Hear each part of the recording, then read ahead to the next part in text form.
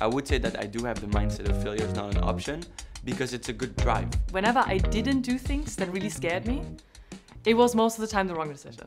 I don't want to have a specific dream because I think that if you choose something, then you are closing doors to other things.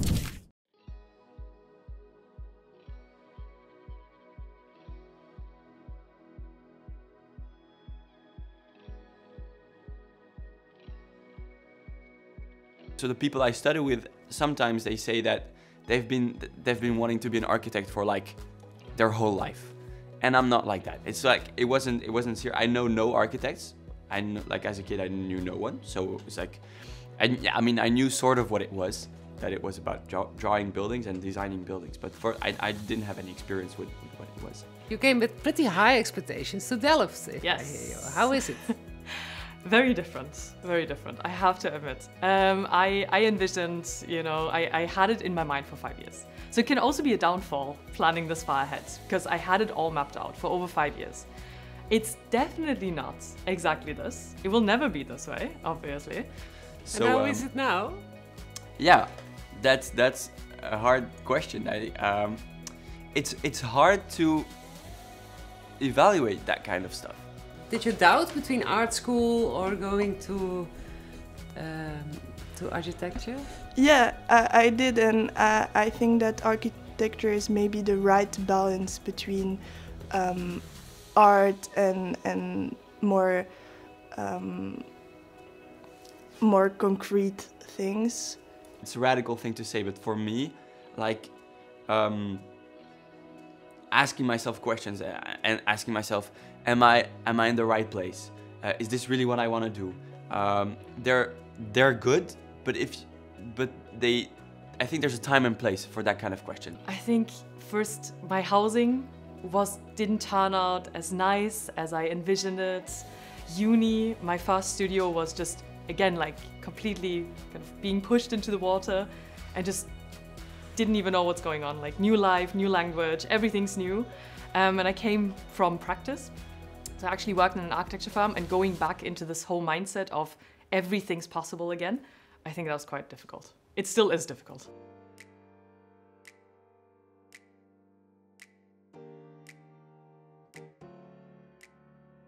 Creativity? What is that? Creativity. For you? Creativity, it's a puzzle. Sometimes it's pain, sometimes it's joy. Because you need to think out of the box, kind of. It's not something you cannot decide, okay, now I'm going to be creative. Now I'm going to create something that tells a story. And to think of new ways that can work and new ideas. I think it's quite difficult because architecture, it's so subjective. Don't be afraid to try things, I think. So it really, in a sense, seeing the tutors as your clients, in a sense, but also the tutors here are very free. They tell you, you need to know what you want to do and what your passion is, and kind of get me kind of excited about it. But there's always this dilemma, like, what if, like, if I find it like super dope, super good, and other people, they don't like it. Like, am I still creative? Like, is it still good if I like it and other people don't? Like, you know, to what extent do you need, you know, people's approval for something to be good?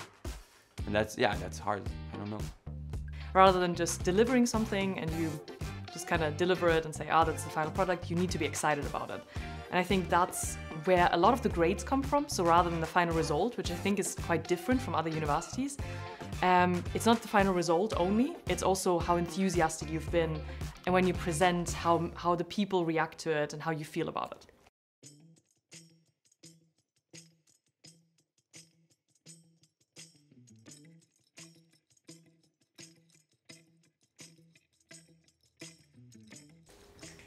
What you think of the sentence, failure is not an option?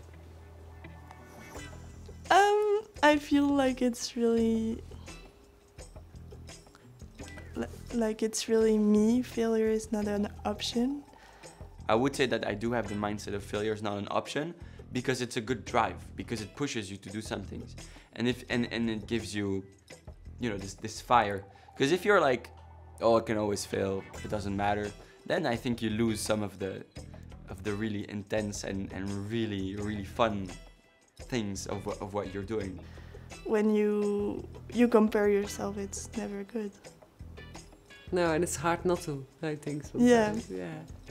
Oh, and he finished studying and I didn't, or he finished his project already and I should do more, I need to finish it. It's just a way of judging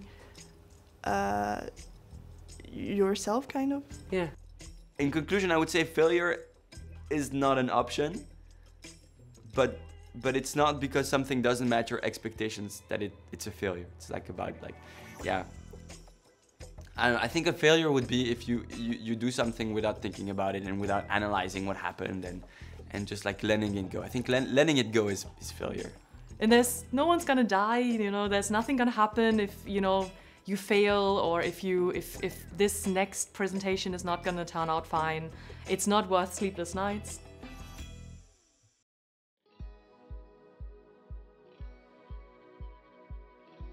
What sparked it? I went to Ecuador, where I found a farm where I could volunteer, and I stayed there for a couple months, and it was really interesting, and it actually like changed the reason why I wanted to do architecture.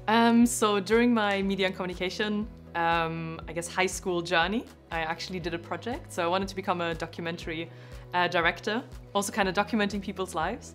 And I did a kind of like a little film project about going into the domestic spaces of different people, different life circumstances, different different pathways of life. Yeah, the people around me, I have so much diverse friends that are really different from each other, and also learning about architecture itself, because you think a certain way and you know how you want to live and you know how your ideal building will be, but you will not live in your building, the building you are building. So you need to make something that's right for other people as well, and then you need to try thinking how they think, what are their needs, and then you understand that you think differently as other people, and that you need to take that into account, and that your reality is not the reality. But I really want to help people feel at home. I want to help people feel good at work. I want to help people, you know, of different communities come together in a community center. And I just thought, yeah, it's not really, you know, becoming a director maybe, but it's something more hands-on and seeing this come to life, what you put on paper. So was architecture for me. What I really want to do is like create this connection, and I came to the idea of like designing ecological villages. So like I think that as an architect you have the knowledge, and there's this input that you can bring, and especially like in like, you know, like designing like villages or communities where architecture can help people connect with nature and have a better like symbiotic relationship with it.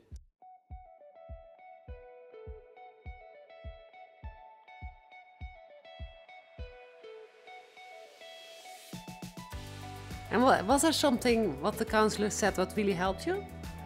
I think overall the overall realization, the constant realization, I guess, of grades don't matter that much.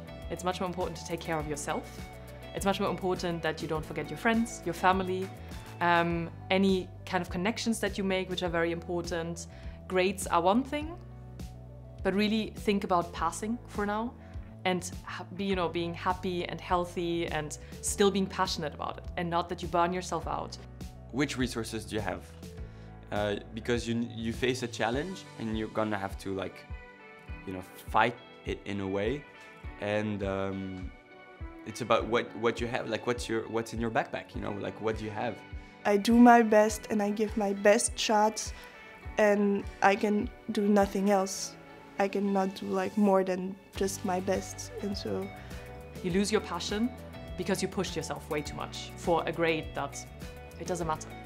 That way of thinking helps me to deal with it. Okay, I stress, but I just do my best, and then the outcome is not up to me. I can just decide to do my best. Yeah. What helps me is staying healthy, obviously, like exercising, eating well, sleeping.